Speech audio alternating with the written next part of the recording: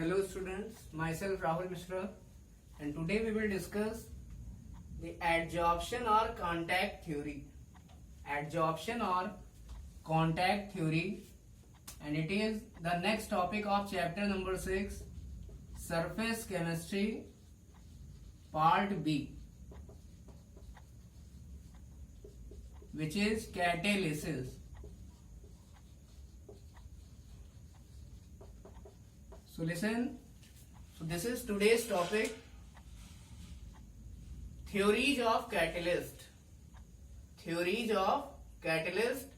So listen, there are two theories of catalyst. So how catalyst work? It means catalyst कैसे work करता है. So listen, it is given by two theories. ये दो theory के according दिया जाता है. So first theory is adsorption और contact theory and second theory is modern adsorption theory.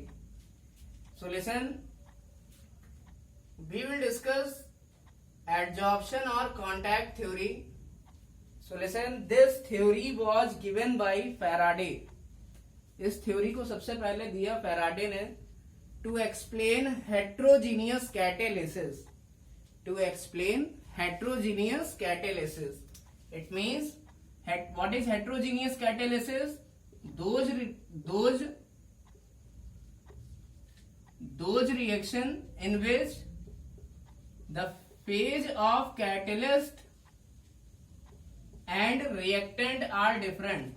It means ऐसी रिएक्शन जिसमें कैटलिस्ट का फेज और रिएक्टेंट का फेज दोनों ही डिफरेंट होते हैं, then that reaction is called as heterogeneous catalysis, and this catalyst is called as heterogeneous catalyst. It means अगर catalyst solid है तो रिएक्टेंट गैस हो सकती है, तो दोनों का ही फेज क्या होगा, डिफरेंट होगा. Here catalyst is in solid state and reactants A and B are in gaseous state.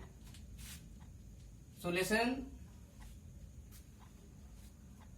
here. So how catalyst work?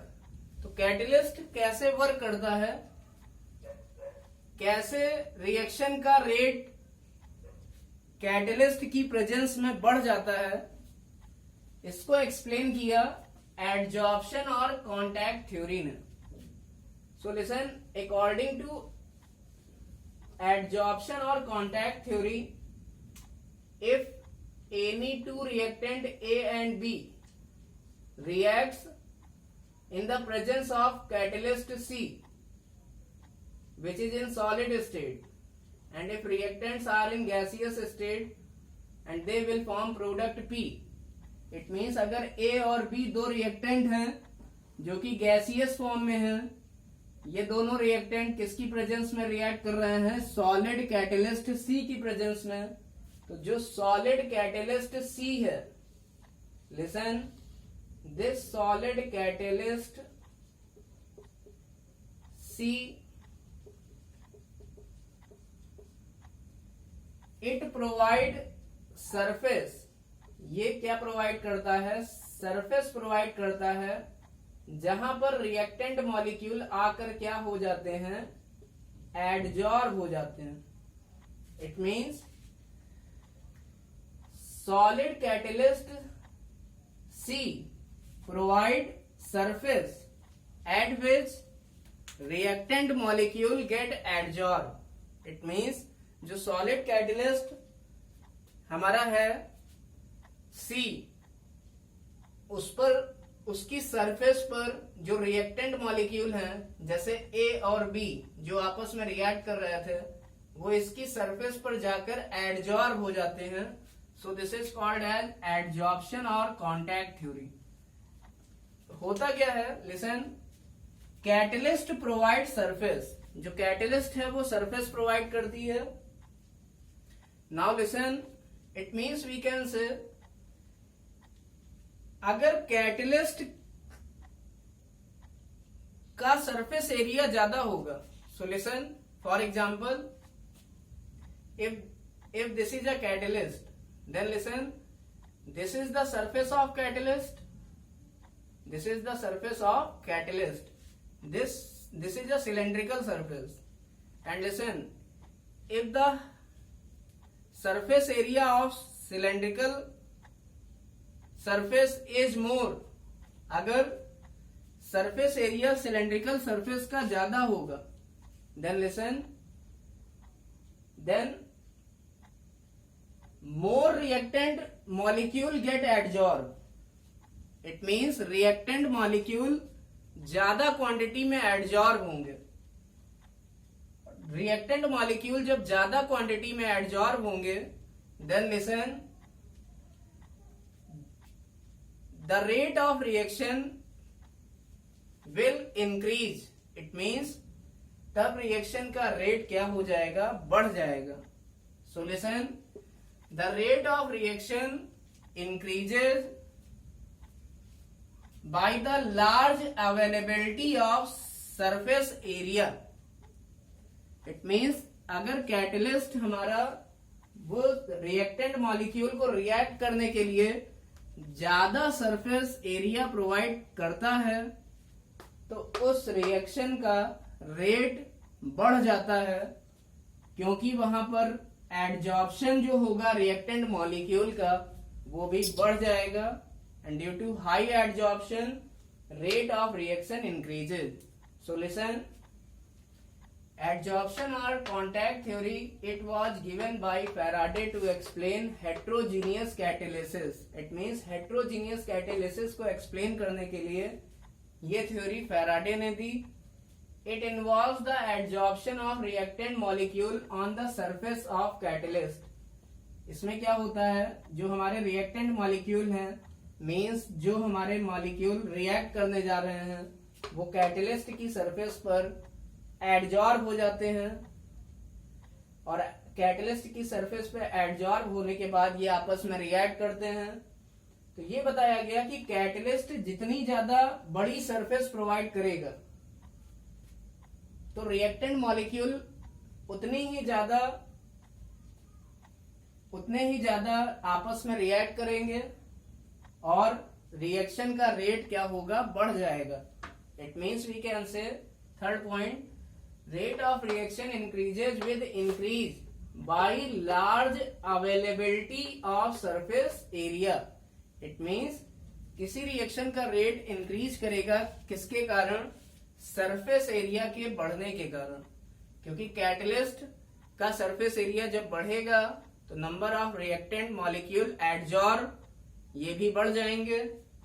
और अगर एडजॉर्ब होने वाले रिएक्टेंट मॉलिक्यूल बढ़ गए तो रेट ऑफ रिएक्शन भी बढ़ जाएगा, क्योंकि उनके बीच में रिएक्शन ज्यादा होगी. रिएक्टेंट मॉलिक्यूल आपस में ज्यादा रिएक्ट करेंगे क्योंकि एडजॉर्प्शन ज्यादा होगा.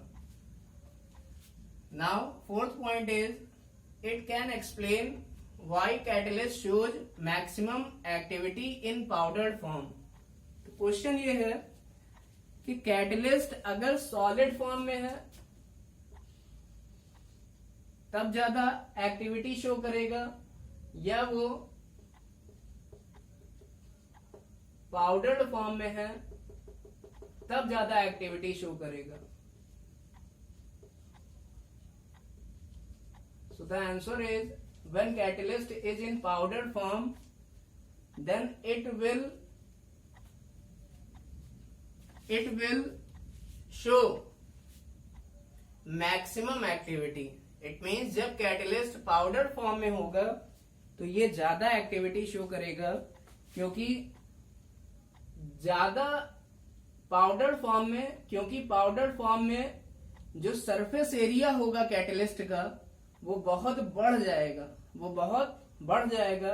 We have studied it in previous video lecture also, how surface area increases when we divide the catalyst into smaller parts. It means अगर हम कैटलिस्ट को छोटे छोटे पार्ट में तोड़ देते हैं तो उसका सरफेस एरिया कैसे बढ़ जाता है, ये हम लोग ऑलरेडी पहले के वीडियो लेक्चर में डिस्कस कर चुके हैं.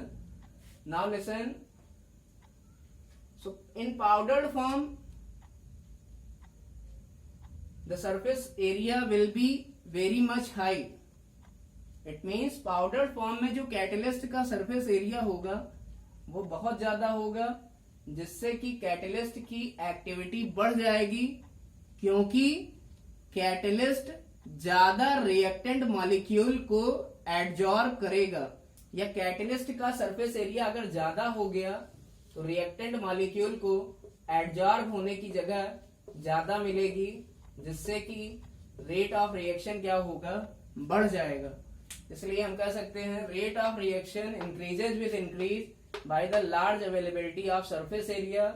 इसीलिए हम ये भी कह सकते हैं कि जो सॉलिड कैटलिस्ट की एक्टिविटी होती है वो कम होती है और पाउडर कैटलिस्ट की एक्टिविटी ज्यादा होती है, क्योंकि पाउडर कैटलिस्ट में या कोलाइडल कैटलिस्ट में या ऐसा कैटलिस्ट जो कि बारीक पिसा हुआ हो, उस कैटलिस्ट की फॉर्म में जो कैटलिस्ट की एक्टिविटी होगी वो ज्यादा होगी इन कंपैरिजन टू सॉलिड और ग्रैनुलेटेड फॉर्म. इसका मतलब सॉलिड फॉर्म में या ग्रैनुलेटेड मींस दानेदार फॉर्म में कैटलिस्ट की एक्टिविटी कम होती है, लेकिन जब वो बारीक पिसा हुआ होता है तो कैटलिस्ट की एक्टिविटी बढ़ जाती है, क्योंकि सरफेस एरिया बढ़ जाता है तो एडजॉर्प्शन रिएक्टेंट मॉलिक्यूल का ज्यादा होता है, और एडजॉर्प्शन ज्यादा होता है तो रेट ऑफ रिएक्शन भी बढ़ जाता है. It means rate of reaction increases with increase by large availability of surface area. Now second theory is modern adsorption theory. This theory is also called as activated complex theory. इस theory को ही कहते हैं activated complex theory. So what is modern adsorption theory? What is activated complex theory? So activated complex theory क्या है? So how rate of reaction increases by modern adsorption or activated complex theory? It means modern adsorption या activated complex theory के according किसी reaction का rate catalyst की presence में कैसे बढ़ता है, तो ये हम लोग यहां पर जानेंगे. So listen, according to modern adsorption theory, listen, if we consider a reaction, अगर हम कोई रिएक्शन कंसीडर करें, if A and B are the reactant molecule, अगर ए और बी रिएक्टेंट मॉलिक्यूल हैं, and if they will react in the presence of catalyst X, अगर वो X catalyst की प्रेजेंस में रिएक्ट करते हैं, and they will form product A B, और वो कौन सा प्रोडक्ट बनाते हैं, A B. So capital A and capital B are reactant and A single bond B is product, catalyst is X. Then listen, according to modern adsorption और activated complex theory, reactant molecule react with catalyst. जो reactant molecule है वो catalyst की surface पर आकर adsorb होते हैं, but listen, they will not react with each other. लेकिन वो तुरंत पहले आपस में रिएक्ट नहीं करते हैं, but they will form an unstable activated complex. लेकिन ये जो रिएक्टेंट मॉलिक्यूल है ये कैटलिस्ट के साथ सबसे पहले एक कॉम्प्लेक्स बनाते हैं, and this is called as unstable activated complex. It means catalyst क्या करता है, सबसे पहले इन दोनों रिएक्टेंट मॉलिक्यूल के बीच में जुड़ जाता है और क्या बनाता है, अनस्टेबल एक्टिवेटेड कॉम्प्लेक्स. और फिर ये कैटलिस्ट हमारा रिकवर हो जाता है अगले स्टेप में और हमको प्रोडक्ट मिल जाता है. सो लिसन, इट मीन्स जो कैटलिस्ट है वो क्या करता है, रिएक्टेंट मॉलिक्यूल को अपने पास जोड़कर सबसे पहले क्या बनाता है, एक्टिवेटेड कॉम्प्लेक्स, जो कि अनस्टेबल होता है. And listen, the rate of reaction increases as the number of as the number of reactant molecule at the surface of catalyst increases. It means जैसे जैसे कैटलिस्ट की सरफेस पर रिएक्टेंट मॉलिक्यूल बढ़ते जाएंगे तो एक्टिवेटेड कॉम्प्लेक्स का formation बढ़ता जाएगा, और एक्टिवेटेड कॉम्प्लेक्स का फॉर्मेशन बढ़ेगा तो हमारा प्रोडक्ट का फॉर्मेशन भी बढ़ता जाएगा। इसीलिए क्योंकि यहाँ पर क्या होता है, रिएक्टेंट और प्रोडक्ट के बीच में एक एक्टिवेटेड कॉम्प्लेक्स बनता है, इसलिए इस थ्योरी को कहते हैं activated complex theory. So listen, rate of reaction will increase by the increase in the number of reactant molecule at the surface of catalyst. It means catalyst की surface पर number of reactant molecule बढ़ते जाते हैं तो activated complex बढ़ता जाता है, या activated complex का formation बढ़ता जाएगा, जिससे कि प्रोडक्ट की कंसंट्रेशन भी बढ़ती जाएगी। बट लिसन, एडजॉर्प्शन थ्योरी में एक्टिवेटेड कॉम्प्लेक्स नहीं बनता था, यहाँ पर सीधे ए और बी आपस में रिएक्ट करते थे ओनली ड्यू टू एडजॉर्प्शन, केवल एडजॉर्प्शन के कारण। But here activated complex is form and listen, due to this formation of activated complex the number of reacting molecule at the surface of catalyst increases, so rate of reaction will increase. It means activated complex का formation बढ़ता जाएगा या reactant molecule catalyst के surface पे बढ़ते जाएंगे तो rate of reaction भी क्या होगा, बढ़ता जाएगा। This is called as modern adsorption और activated complex theory. So note down.